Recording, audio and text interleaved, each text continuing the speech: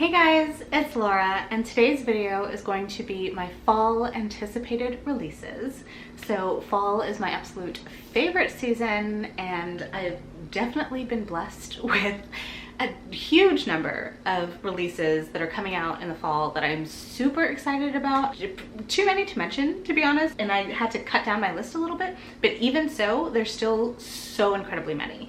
And most of them are ones that are coming out in September. So we have a lot to get through, so I'm just gonna get started. And of course, for the fall season, I'm including September, October, and November. So the first one on my list is The Flames of Albion, and this is by Jean Menzies. So Jean is a booktuber. I'll leave her channel link down below. It is Jean's Bookish Thoughts, and she is publishing a fantasy novel that I'm really excited about. This is a queer fantasy. I believe that it's sapphic, and there are dragons. We're following a scholar named Adaria, I believe, raised within the Albion University's walls. She has dedicated her life to the pursuit of knowledge, preferring to hole up in the library than seek adventure elsewhere. She has grown accustomed to her comfortable routine until the day everything changes, when she unwittingly awakens a sleeping dragon's egg. This sounds so good, and I'm really excited to pick up this book. Cannot wait for this. I'm probably going to be picking it up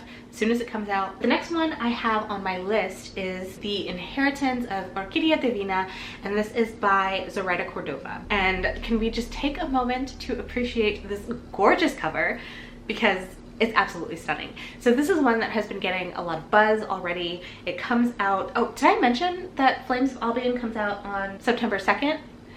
This one comes out on September 7th. I'll put the dates up so it's easier, because I'll probably keep forgetting to mention. And this one seems like it is a magical realism novel and somewhat of like a generational story as well. It follows the Montoyas, who are used to life without explanations. They know better than to ask why the pantry never seems to run low or empty, or why their matriarch won't ever leave their home in Four Rivers, even for graduations, weddings, and baptisms. But when Orquídea Divina invites them to her funeral and to collect their inheritance, they hope to learn the secrets that she has held onto so tightly their whole lives. Instead, Orquídea is transformed, leaving them with no more questions than answers. It also seems like there's some sort of mystery as well, because it says that a hidden figure begins to tear through their family tree, picking them off one by one as it seeks to destroy Orquídea's line. The next book that I have on my list is called No Gods, No Monsters by Caldwell Turnbull. This one comes out on September 7th as well, and this is a urban fantasy. I've never read anything by Caldwell Turnbull before, but this one super intrigues me. We're following Lena, or Lana? Maybe Lena.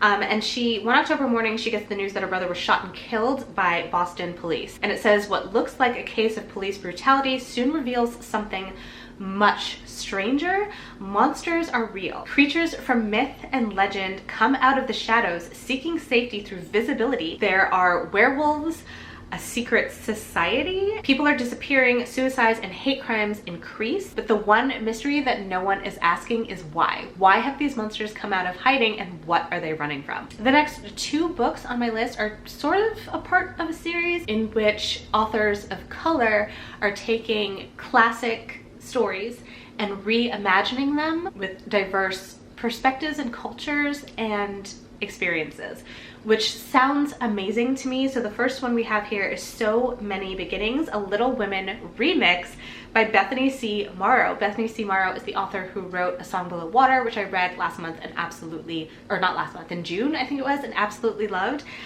So this is a Little Women retelling with Black main characters. That's all I needed to know. That's all I need. Super excited to read this. Confession though, I have not read the original Little Women, so that is something that I definitely want to do. In fact, I'm thinking about doing a vlog where I read Little Women and then read this one and compare them. So if that's something you're interested in, let me know. But I'm really excited to give this one a read. And then the next one in a similar vein is A Clash of Steel, and this is a Treasure Island remix. Treasure Island is another book that I have not read, but once again, I would like to do a side-by-side comparison and read Treasure Island and then read this one. This is by C.B. Lee, who is an author that I have heard tons of great things about but have not read from before, and this takes Asian mythology and inspiration to reimagine the story of Treasure Island. So Both of these sound really, really good, and I'm excited to read this, and also the classics that they're inspired by. The next book I have on my list also comes out on the 7th of September, and it is The Bones of Ruin, and this is by Sarah Raleigh. Now, I have not read anything by Sarah Raleigh. I do have a book by her on my shelf, which is Fate of Flames, that I will hopefully be picking up in the month of September, but I'm very excited about this one. We're following a African tightrope dancer, which you guys know that I love anything circus related, and a tightrope dancer, definitely my thing. Living in Victorian London, Iris is used to being strange. She is currently a strange sight for leering British audiences, always eager for the spectacle of colonial curiosity. But Iris also has a secret that even strange doesn't capture. She cannot die. That was all I needed. That had me super intrigued. I think this cover is absolutely stunning. I believe our main character, Iris, also finds like a secret society who are like bringing about the apocalypse or looking for people to lead the apocalypse. I don't know, but it sounds great and I cannot wait to read it. Next, probably one of the books that I am the most excited about coming out in the second half of the year is White Smoke by Tiffany D. Jackson. This has been pitched as The Haunting of Hill House meets Get Out in this chilling YA psychological thriller. I mean, that's all I need to know. I don't need to know anything else about the plot. You give me those two comparisons. The Haunting of Hill House, one of my favorite books of all time, and Get Out is one of my favorite movies of all time, and the combination of those two things just sounds perfect to me. Plus, I have read from Tiffany D. Jackson before. I read Grown last year, which I absolutely adored. I gave it 5 stars. Very difficult book to read for sure, but I absolutely loved it. I loved her writing, and I just know, I just know that this is gonna be 5 stars. I think that this is gonna be a great read for October, so I cannot wait to pick this up. And I mean, look at the cover. The cover is stunning. The next book I have on my list is A Dark and Starless Forest. This comes out on September 14th, and this is by Sarah Hollowell. I believe that they are a debut author. So of course I haven't read anything by them before, but this intrigued me mostly because of like the creepy forest aspect. I love anything to do with creepy, enchanted, spooky woods. We're following a girl whose siblings start to go missing, and she has to confront the dark thing that lives in the forest and the growing darkness in herself.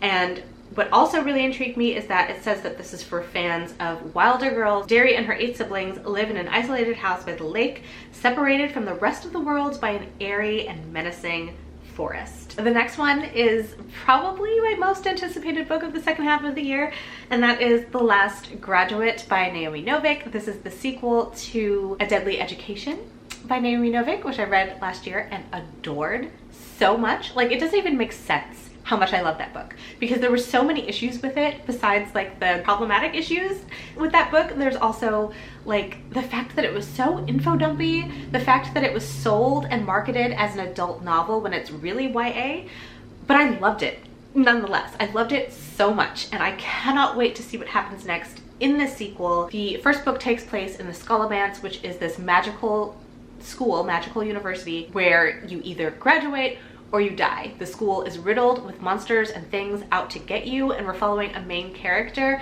who has been destined to become like this dark, evil sorceress, and every day she has to fight against that darkness within her. It's just so good. It really, really is. And I'm dying to know what happens next in the second book, especially with the way the first one ended. This comes out on September 28th, if I didn't say it already, and as soon as it comes out, I am dropping everything that I'm doing, everything that I'm reading, and I'm gonna pick this up. The next book I have on my list is Beasts of Prey by Ayanna Gray. This comes out on the 28th as well. This one is, I believe that Ayanna is a debut author, and this one intrigued me simply because of the setting, really, more than anything else. So in this one, we're following 16-year-old Kofi, and she lives in a place where magic doesn't exist anymore. and she has been indentured to the notorious Night Zoo, which is a zoo that houses fearsome and magical creatures, and she's working there to pay off her family's debts and secure their eventual freedom. And it says, but the night her loved one's own safety is threatened by the zoo's cruel master, Kofi unleashes a power she doesn't fully understand, and the consequences are dire. And that's really all I needed to know. This sounds like typical YA hidden power type situation, but it also sounds really unique as well with the whole magical beasts aspect. Okay, so that was it for September. Finally, moving into October, the first book I have on my list is Vespertine by Margaret Rogerson.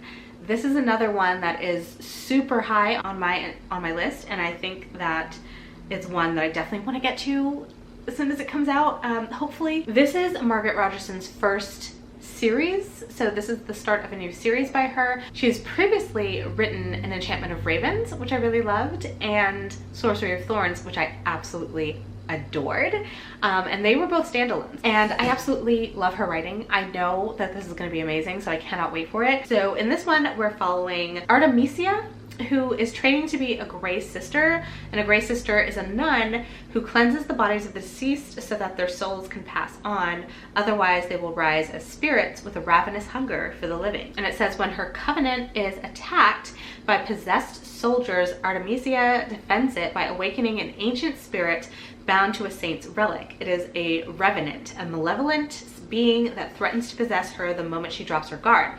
Wielding its extraordinary power almost consumes her, but death has come to L'Oreal, and only a Vespertine, a priestess trained to wield a high relic, has any chance of stopping it. She unravels a sinister mystery of saints, secrets, and dark magic, and her bond with the Revenant grows. And when a hidden evil begins to surface, she discovers that facing this enemy might require her to betray everything she has been taught to believe if the Revenant doesn't betray her first. Next up on my list is a Spindle Splintered by Alex E. Harrow. This also comes out on October 5th. Says that it is a vivid, subversive, and feminist reimagining of Sleeping Beauty, where implacable destiny is no match for courage, sisterhood, stubbornness, and a good working knowledge of fairy tales. Sleeping Beauty retelling by Alex E. Harrow, who is an author whose writing I absolutely loved.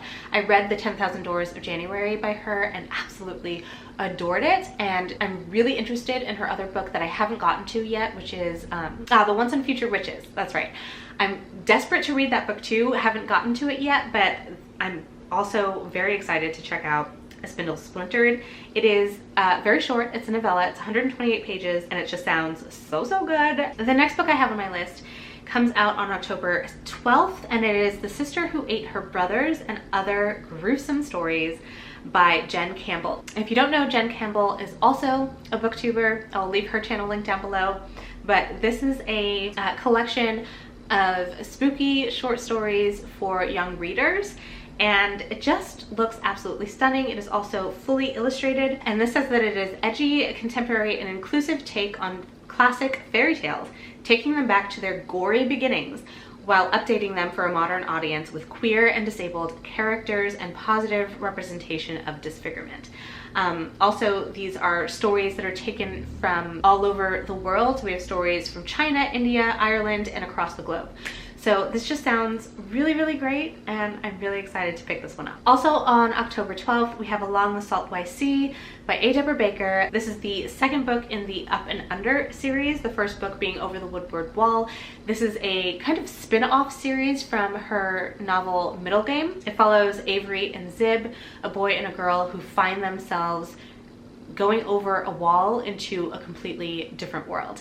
And it's so much fun. It is absolutely beautiful and stunning in its writing style, like most every Shauna Maguire book is. By the way, A. Deborah Baker is Shauna Maguire. So super excited to get to the second book. I know that it's going to be absolutely fantastic. Next on October 19th, we have Within These Wicked Walls by Lauren Blackwood. This is a Ethiopian inspired fantasy retelling of Jane Eyre. I'm definitely hoping that it has that gothic horror feel to it, which I think it does. It says that it is Kirsten White meets Tomi Adeyemi. Moving into November, the first book I have on my list is one that was not on my radar, but I was actually watching Sophie from Sophie's Thoughts anticipated releases video and she mentioned this and it got me very excited to check it out. I'll leave her channel link down below as well. But this is Dreams Lie Beneath by Rebecca Ross.